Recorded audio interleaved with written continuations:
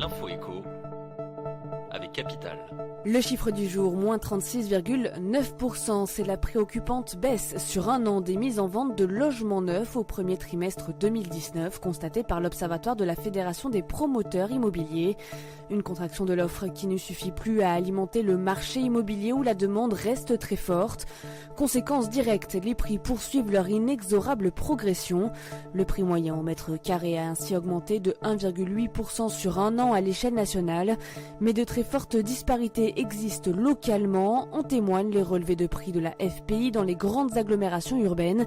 Vous retrouvez le détail sur capital.fr.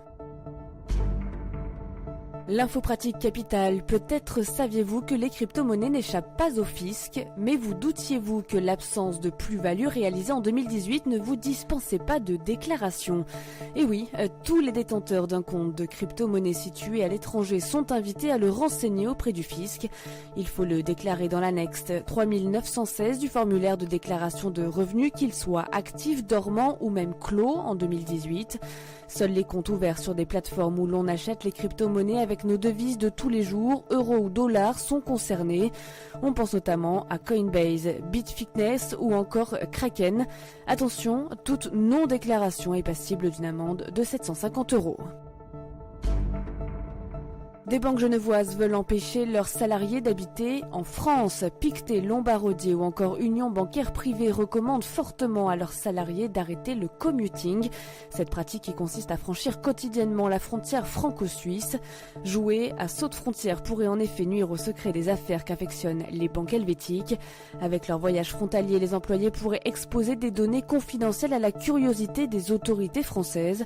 Pour tenter de limiter ce risque, les établissements suisses obligent désormais leurs employés souhaitant résider en France à demander une autorisation écrite. On termine avec l'armée française. Un récent rapport met en évidence un déficit de 583 emplois depuis le 1er janvier 2019. Dans le détail, il manque 100 officiers, 300 sous-officiers et 150 militaires de rang, les soldats spécialisés dans un domaine comme la conduite de chars ou l'électricité par exemple. Cela s'explique tout simplement par le fait que l'armée n'arrive pas à compenser les départs, que ce soit pour les ruptures de contrat ou encore les départs à la retraite. Les chefs d'état-major de la marine, de l'armée de terre et de l'armée de l'air s'inquiètent de leur manque d'attractivité et de la concurrence des entreprises civiles. Elles débauchent de nombreux militaires après que les armées les aient formés.